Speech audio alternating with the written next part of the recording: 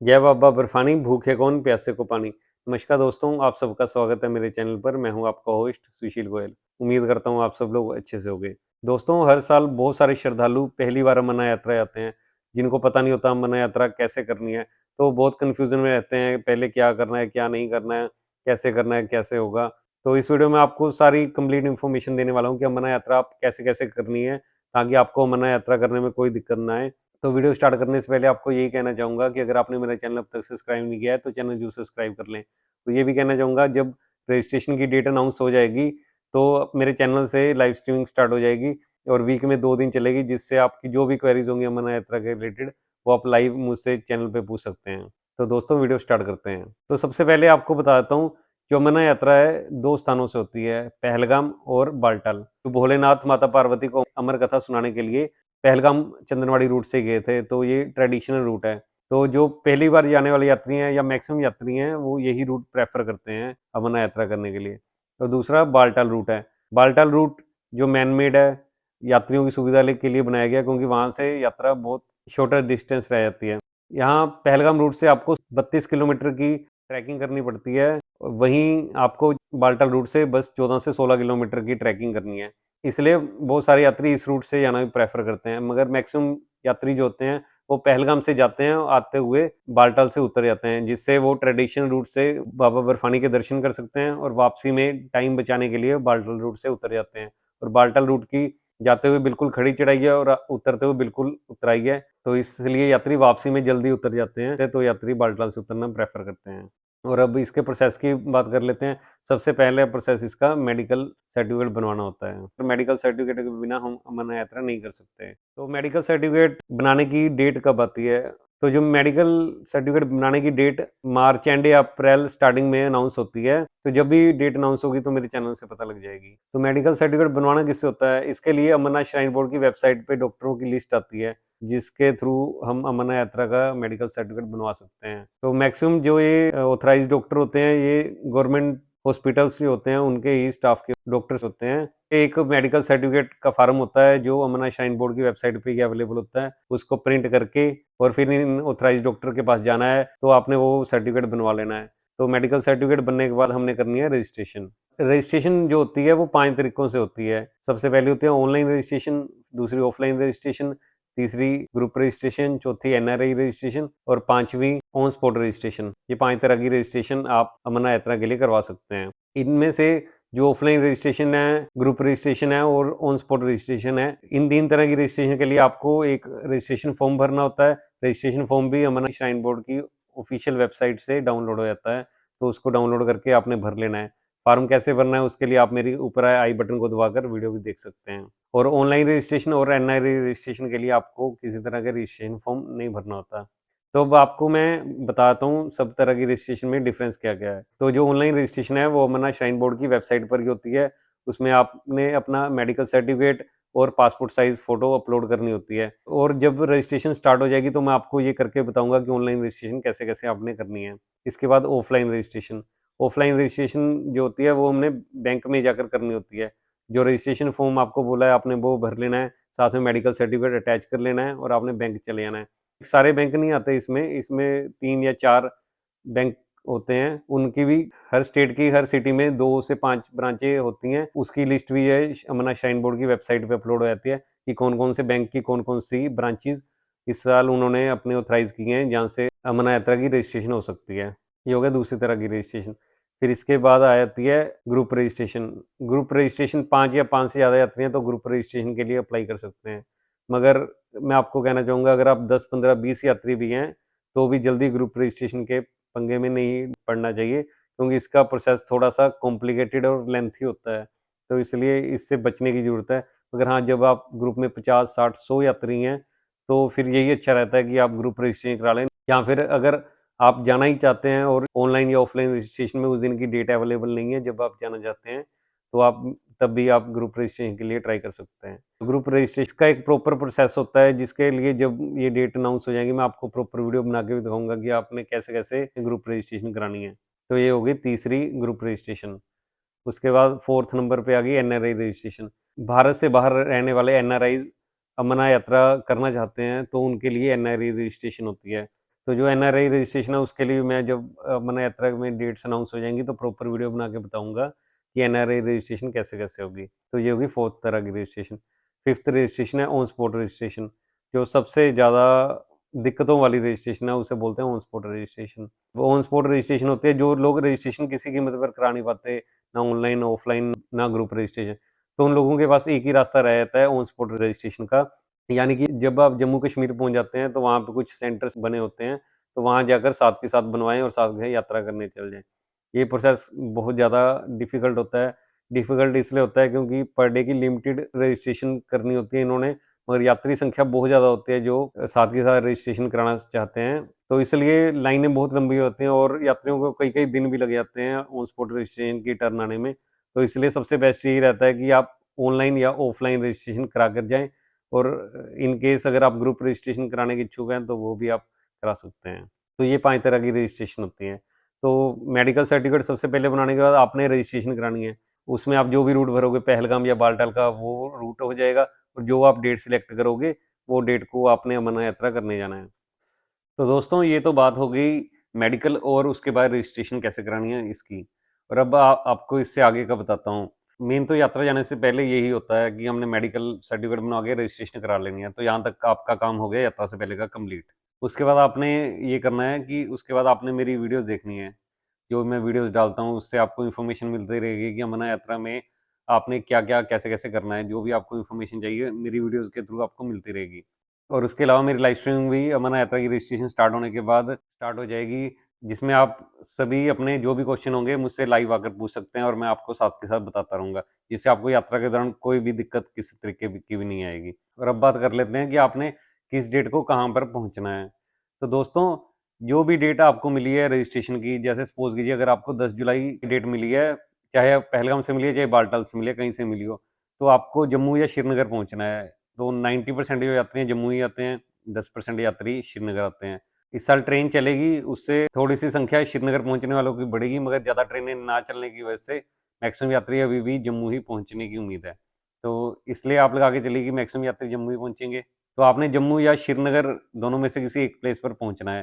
तो अगर आप जम्मू पहुँच रहे हैं, तो जिस दिन आपका यात्रा परमिट है, जैसे आपको बताया 10 जुलाई है, तो आपने 8 जुलाई को जम्मू पहुँच जाना है। जहाँ से 9 जुलाई को आप कॉनवॉय में या टैक्सी लेकर अपनी यात्रा स्टार्ट कर सकते हैं और 9 जुलाई को पहलगाम या बालटाल जहाँ से भी आपका परमिट है, वहाँ आप पहुँच सकते हैं। और 10 जुलाई को जिस दिन आपकी यात्रा परमिट की डेट है, उस दिन आप अपनी यात्रा स्टार्ट कर सकते हैं। और अगर आप श्रीनगर आने वाले हैं, तो श्रीनगर आपने 1 दिन पहले पहुँचना है।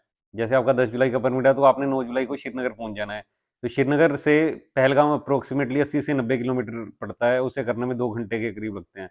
तो आप सुबह 5 बजे अपनी जर्नी स्टार्ट करके सुबह 7 बजे पहलगाम पहुँच के साथ के साथ वहाँ से लोकल टैक्सी लेकर चंदनवाड़ी पहुँच सकते हैं और अपनी पैदल जर्नी सेम डे स्टार्ट कर सकते हैं। और वहीं अगर आप बालटाल जाने वाले हैं, तो श्रीनगर से बालटाल लगभग 120 किलोमीटर के करीब पड़ता है, तो उसे करने में 3 घंटे के करीब लगते हैं। तो आप सुबह 5 बजे चल के वहाँ 8 बजे तक पहुँच सकते हैं और उसके बाद वहाँ से अपनी पैदल जर्नी सेम डे स्टार्ट कर सकते हैं।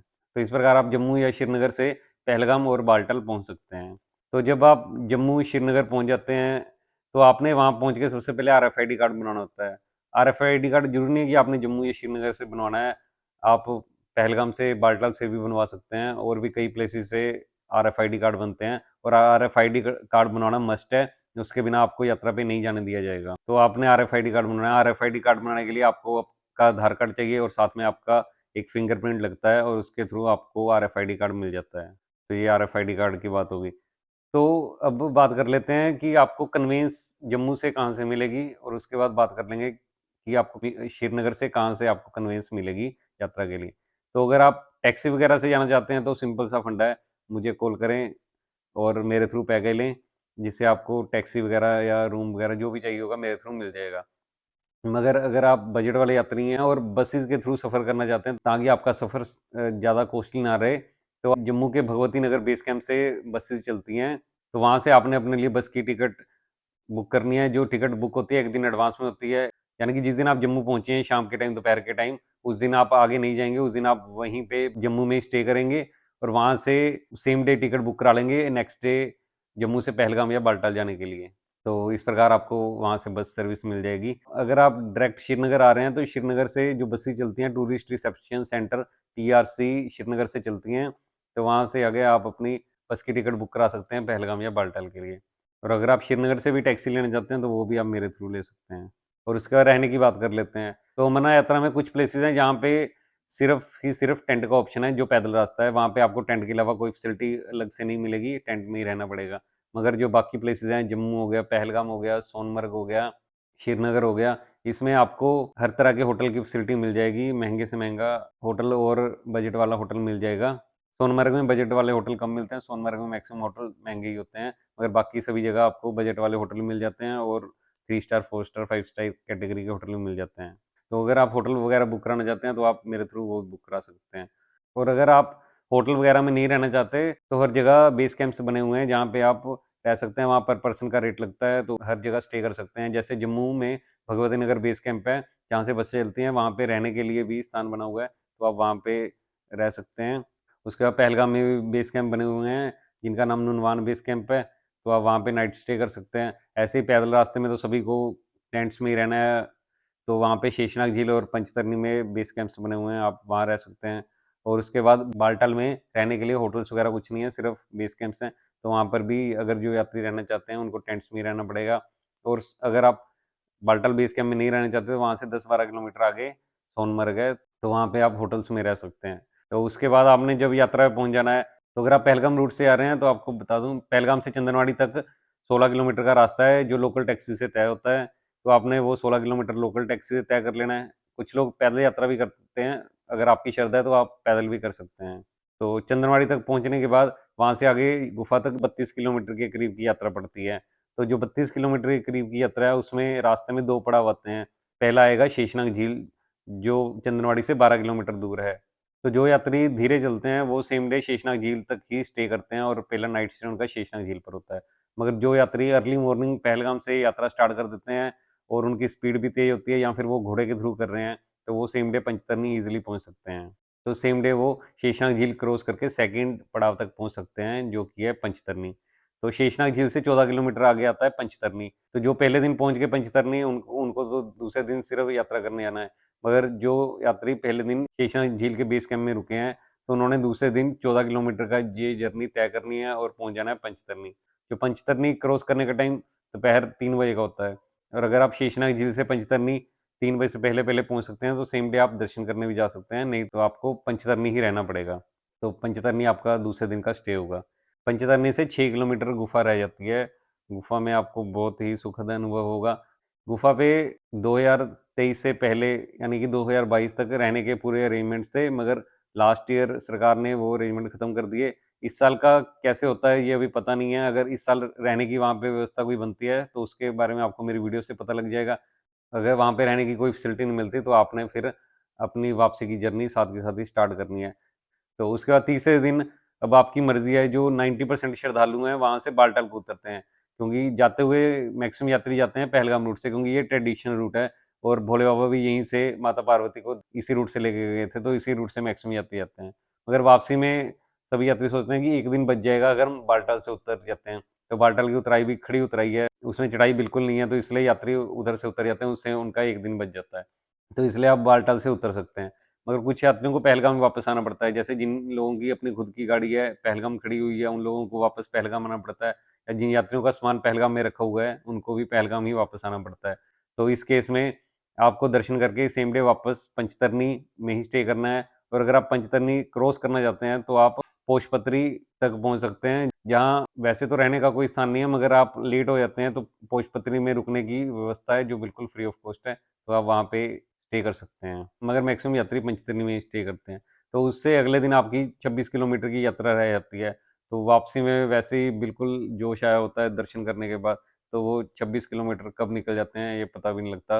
और नेक्स्ट डे पंचतरनी से आराम से यात्री पहलगाम तक वापस आ जाते हैं। तो अगर आप बालटाल बेस कैंप से जा रहे हैं अमरनाथ गुफा की ओर, तो वहाँ से 14 से 15 किलोमीटर के करीब गुफा का रास्ता है, जिसमें से 2 किलोमीटर का रास्ता डोमिलस एस कंट्रोल गेट का है। वहाँ तक एक भंडारे वाले ने फ्री ई रिक्शा भी चलाई हुई है, तो जो यात्री पैदल नहीं जा सकते तो ई रिक्शा के थ्रू वो डोमिलस एस कंट्रोल गेट तक जा सकते हैं। मगर डोमिलस एस कंट्रोल गेट से आगे आपको पैदल, घोड़े या पालकी की ही सर्विस रहेगी, ई रिक्शा नहीं आपको आगे मिलेगी।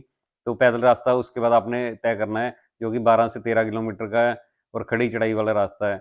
अगर गुफा पे रहने के अरेंजमेंट इस बार हो जाते हैं तो आप बालटाल से पैदल चल के गुफा पे नाइट स्टे कर सकते हैं। अगर वहाँ पे गुफा पे इस साल भी अरेंजमेंट रहने के नहीं होते तो आपने सेम डे वापस रिटर्न करनी है। तो बहुत सारे यात्रियों के दिल में रहता है कि हम रात को पैदल जर्नी कर सकते हैं, तो आपको बताना चाहूँगा बिल्कुल वहाँ पे अमरनाथ यात्रा में रात को चलने में अब कोई मनाही नहीं है, क्योंकि थोड़ी-थोड़ी डिस्टेंस पे आपको दिखेगा कि स्ट्रीट लाइट्स लगी हुई हैं। इस वजह से आपको चलने में कोई दिक्कत नहीं है। बहुत सारे यात्री बालटाल में वापस रात को 11 बजे, 12 बजे, 1 बजे, 2 बजे भी आए हैं, तो किसी तरह की कोई दिक्कत नहीं होती। इस प्रकार आपने बालटाल वापस पहुँच जाना है। और इसके अलावा आपको ये भी बता दूँ, अमरनाथ यात्रा में टाइम रिस्ट्रिक्शन का बहुत चक्कर रहता है। हर जगह की टाइमिंग बनी हुई है कि कोई यात्री यहाँ से इतने टाइम पे क्रॉस हो गया तो आगे जा सकता है, नहीं तो नहीं जा सकता। जैसे आपको एग्ज़ाम्पल देता हूँ, जैसे आप जम्मू से पहलगाम या बालटाल जाने वाले हैं। पहले तो आपने जम्मू जब क्रॉस करना है तो जम्मू की भी एक टाइमिंग है, जो टाइमिंग हर साल अलग-अलग होती है, जैसे 10 बजे, 11 बजे हर साल का टाइम होता है। तो उससे पहले-पहले आपने क्रॉस करना है। अगर आपने उससे पहले जम्मू क्रॉस नहीं किया तो आपको नाइट स्टे वहीं करना पड़ेगा। ऐसे ही रामबन में भी एक टाइम है, उस टाइम के बाद आप नहीं क्रॉस कर सकते और आपको वहीं पे रामबन में रहना पड़ेगा। ऐसे ही हर जगह की टाइमिंग बनी हुई है, चाहे आप श्रीनगर हो, चाहे पहलगाम हो, चाहे वो सोनमर्ग हो, चाहे वो बालटाल बेस कैंप हो। हर जगह की टाइमिंग्स बनी हुई हैं, एक टाइमिंग्स के बाद आप इन सब प्लेसेस को क्रॉस नहीं कर सकते। तो अर्ली मॉर्निंग से यही बेनिफिट होता है कि आपको कहीं भी रास्ते में अननेसेसरी नहीं रोका जाएगा। आप अपने मंजिल की तरफ बढ़ते रहेंगे और पहलगाम, बालटाल या फिर वापसी आ रहे हैं तो आपको कहीं भी रोका नहीं जाएगा। ये तो सारा कुछ मुझे लगता है मैंने आपको बता दिया अमरनाथ यात्रा के रिलेटेड, और आप ये वीडियो पूरी देख लेंगे तो आपको किसी से कुछ यात्रा के रिलेटेड वैसे पूछना नहीं पड़ेगा। और अगर आपको लगता है कोई जानकारी देने से रह गई है तो आप मुझे कमेंट बॉक्स में कमेंट करके पूछ सकते हैं। तो दोस्तों, ये मेरी वीडियो यहीं तक थी। वीडियो आपको अच्छी लगी हो तो लाइक, कमेंट और शेयर ज़रूर कीजिएगा अपने दोस्तों के साथ, और चैनल भी ज़रूर सब्सक्राइब कीजिएगा। और अगर आप अमरनाथ यात्रा का हेलीकॉप्टर पैकेज या नॉर्मल पैकेज लेना चाहते हैं तो आप मेरे थ्रू ले सकते हैं। और अमरनाथ यात्रा के साथ-साथ आप वैष्णो देवी यात्रा का हेलीकॉप्टर, लेह लद्दाख यात्रा या फिर कश्मीर के लोकल साइट सीइंग भी मेरे थ्रू कवर कर सकते हैं। और अगर आप उत्तराखंड चारधाम यात्रा भी हेलीकॉप्टर के थ्रू या टैक्सी के थ्रू करना चाहते हैं तो आप वो भी मेरे थ्रू पैकेज ले सकते हैं। और अगर आप स्पेशल फंक्शन जैसे मैरिज वगैरह या किसी और फंक्शन के लिए स्पेशल चॉपर सर्विस लेना चाहते हैं तो आप वो भी सर्विस मेरे थ्रू ले सकते हैं। तो दोस्तों, यहाँ पे अपनी ये वीडियो ख़त्म करता हूँ। बहुत जल्द मिलूँगा आपको अपने अगली वीडियो पर। Thanks for watching the video. जय भोले बाबा की।